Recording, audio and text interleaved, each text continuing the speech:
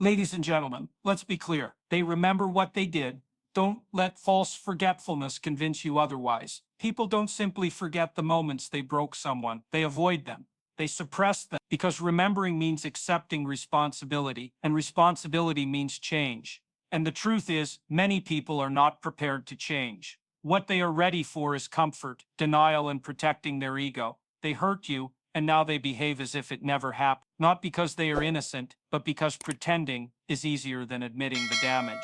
If they acknowledge the harm, they would have to face a version of themselves they prefer to ignore. So they pretend, they change the subject, they carry on as if everything is normal. Here is what that does.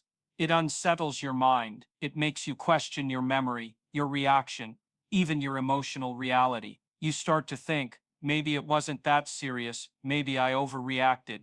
Stop there. You did not overreact, you felt pain because someone crossed a line. But people who cannot process guilt rarely respond with remorse. They respond with avoidance. They deflect, go silent, or hide behind the idea that nothing occurred. Because if nothing happened, then no action is required. That is the real pattern. They are not trying to repair the damage, they are trying to erase it.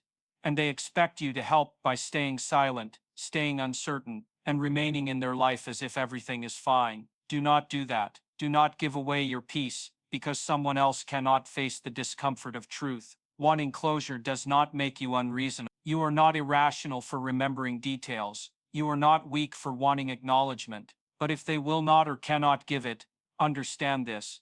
It is not your responsibility to force them into emotional growth. It is not your role to prove your pain louder so they finally listen. The apology you never received does not reflect your value. It reflects their limits. So stop waiting. Stop repeating your pain to people who only hear themselves. Begin healing by moving forward with clarity, not by looking back. Because those who act like nothing happened after causing harm know exactly what they are doing, and you know exactly what you must do now. It is not your pain they are avoiding. It is their accountability. That is the truth. No one tells you. When you replay everything, asking how they move on so easily, how they sleep at night, how they behave normally while you struggle to breathe through the weight of it, you may wonder if they understood the harm. You may think they did not mean it. Maybe you think if you explain it one more time they will understand. But deep down, you know they understood the first time. They heard you. They saw your tears. They watched you break under the weight of betrayal, silence, and shifting blame. They simply chose not to carry any of it with you. Because to acknowledge your pain would mean acknowledging their part in it, and that is what they cannot face. People who hurt you and then walk away as if nothing happened are not unaware, they are unwilling to accept responsibility, unwilling to face what accountability requires: humility, openness, and effort. Some would rather rewrite the story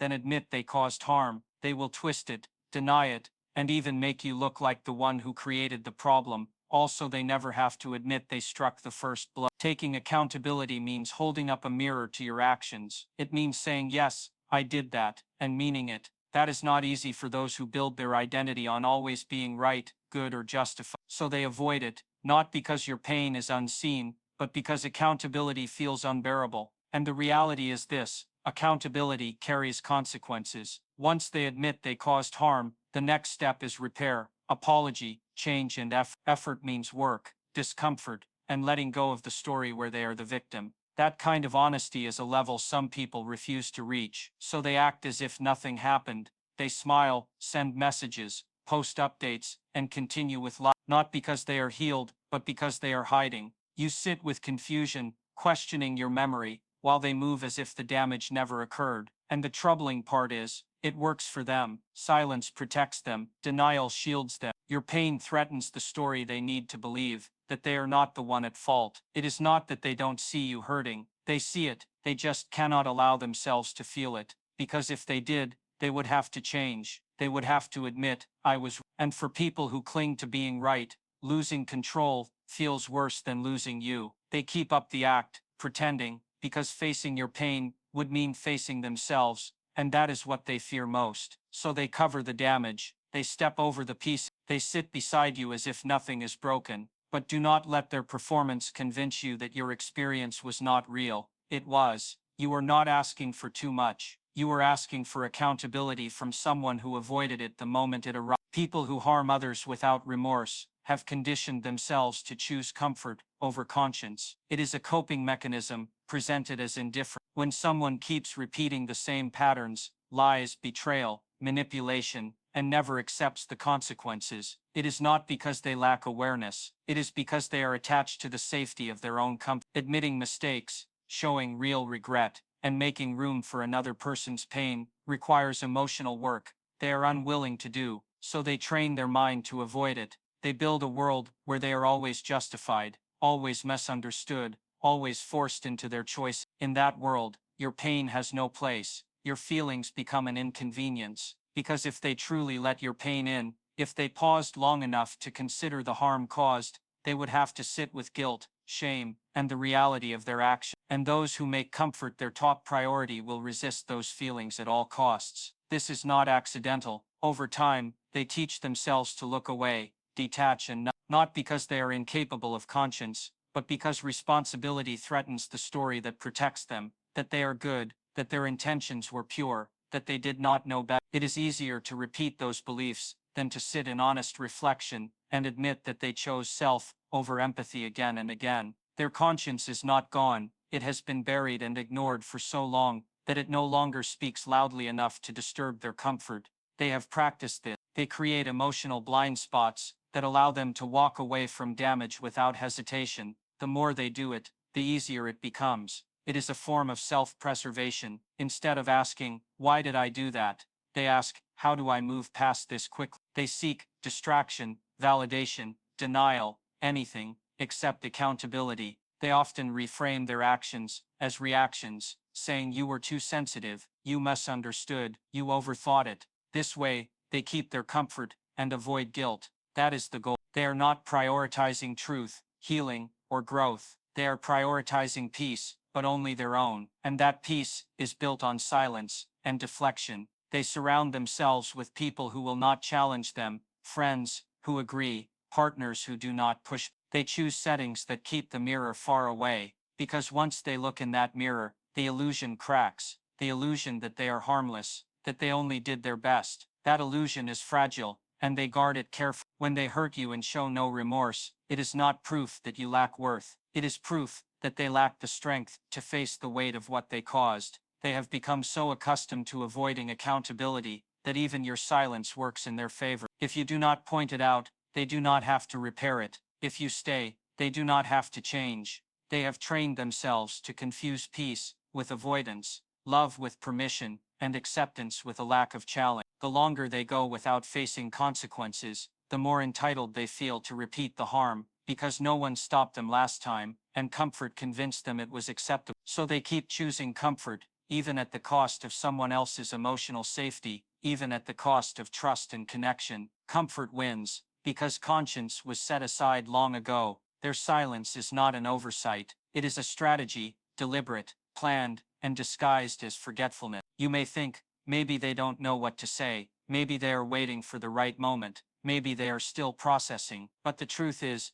they are staying quiet because it gives them control. Silence transfers confusion onto you. When they say nothing, you say everything, replaying, over-explaining, questioning your own reactions, waiting for a response that never arrives. That is the design. When someone hurts you, and then retreats into silence, that silence is not passive, it is power. It keeps you off balance. It makes you wonder if the experience was real, if you were too sensitive, if your emotions were too heavy. You start negotiating with yourself, lowering the volume on your own instincts, just to quiet the echo of their silence. That is how silence becomes the weapon. This kind of silence is not empty, it is full. It speaks clearly through what it refuses to acknowledge. It tells you your pain is inconvenient, your truth unwelcome, your expectations a threat. And because they will not accept responsibility, they hide in the shadows, where they can act as though none of it is their fault. In doing so, they avoid explanation, avoid engagement, and avoid repair. You might think that if they cared, they would reach out. But their silence is not the absence of care, it is the presence of self-preservation. It is calculated. If they remain quiet, they do not have to face difficult questions. They do not have to admit they were wrong. They do not have to explain their words, their actions, or why they left you unsupported when you needed them most. Silence allows them to maintain the version of themselves they prefer, untouched, innocent, above reproach. Notice how their silence arrives at the very moment accountability is required. That is not coincidence. It is a pattern. Conflict arises, emotions surface, and instead of leaning in, they withdraw, they disappear, they leave. It's not you, it's their unhealed self. They go silent, change the subject, post something cheerful, or distract themselves, because staying would mean feeling, and feeling would mean acknowledging. That is a space they refuse to enter, so they withdraw. Not because they are overwhelmed, but because silence allows them to stay in control, while making you feel like the unstable one. It is emotional manipulation, through absence, a passive, but aggressive response to having needs, speaking truth, or asking for more. They know silence builds tension. They know it creates anxiety, and the longer you sit in it, the more desperate you become for closure. That desperation benefits them. It places you in the position of chasing, softening, or backing down. And that is exactly where they want you. Silence also allows them to rewrite the story. When nothing is discussed, they can pretend nothing happened. They can move forward as if the damage was not real, as if trust was never broken, as if you were simply exaggerating. It becomes gaslighting by omission. By refusing to engage, they protect the illusion that everything is fine. And if you push back, you are cast as the problem. Silence may appear neutral, but in reality it aligns with avoidance, denial, and ego. It is a strategy designed to shield them from the consequences of their choices. It looks passive, but it is intentional. It looks indifferent, but it is calculated. They choose silence not because there is nothing to say, but because speaking would require something they lack. Emotional maturity is rare, and that is why you keep getting hurt by those who cannot process guilt. Not everyone is able to face the reality of causing pain. Some have never built the ability to sit with another person's hurt without deflecting, defending, or disappearing. They do not know how to carry the weight of their actions, because they have spent their lives avoiding guilt, treating it like poison instead of a signal from conscience. So when they hurt you, their instinct is not repair, it is escape. Yet guilt is meant to guide us. It is the part that says, I hurt someone I care about, and I need to make it right. But those without emotional maturity do not view guilt this way. They see it as an attack, a threat to identity, an injury to ego. They cannot separate behavior from work. So to admit wrongdoing feels, to them, like admitting they are bad people. That collapse is too much. So they shut down,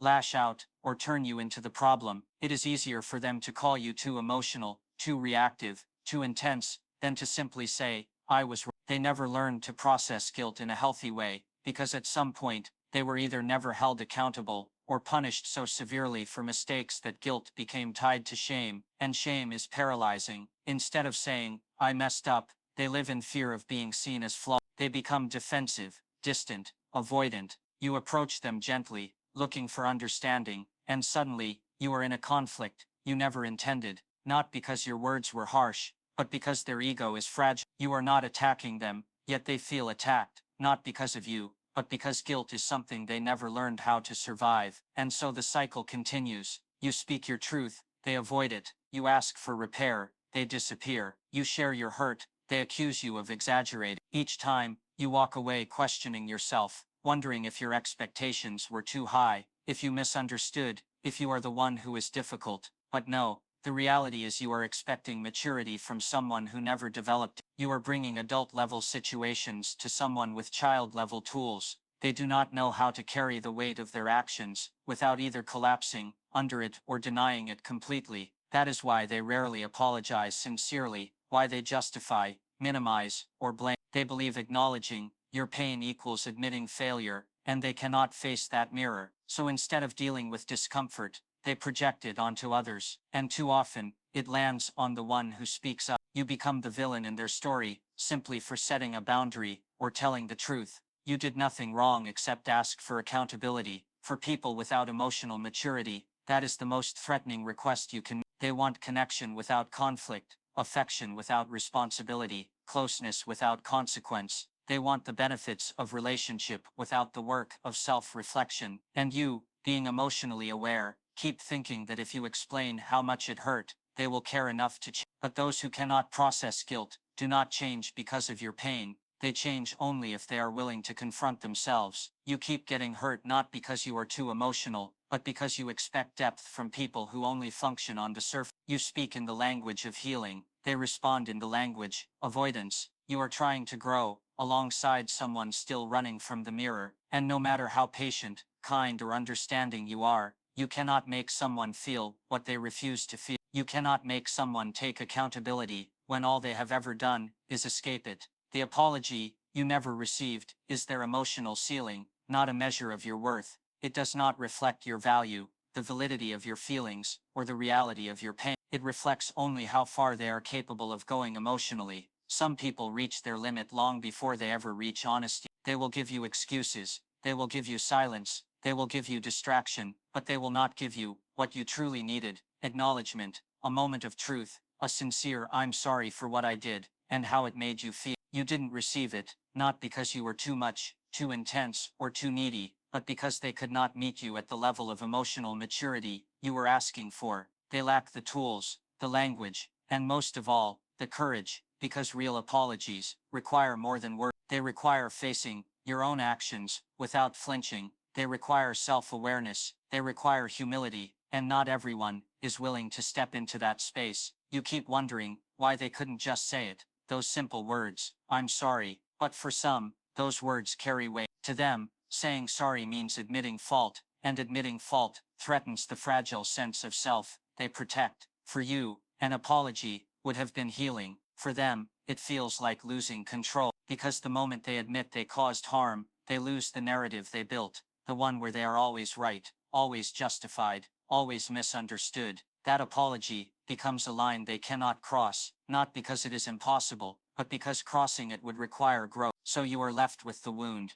You try to make peace without closure. You try to understand someone who never took the time to understand you. You carry the weight of unfinished conversations, dismissed feelings, and pain that was never mirrored back in empathy. And sometimes, you begin to internalize it. You start to believe the lie silence teaches, that your pain didn't matter, that your needs were unreasonable, that your hurt was not worth a response. But none of that is true. The truth is they reached their ceiling. They gave all they could give, and it wasn't enough, not because you expected too much, but because their version of love excludes accountability. Their version of care avoids discomfort. Their version of relationships leaves out repair. They want the benefits of connection without the responsibility of addressing the harm. And you, being self-aware, expected more, not because you are demanding, but because you are healthy. You understand that love requires repair, trust requires truth, and respect requires ownership. When you didn't get that,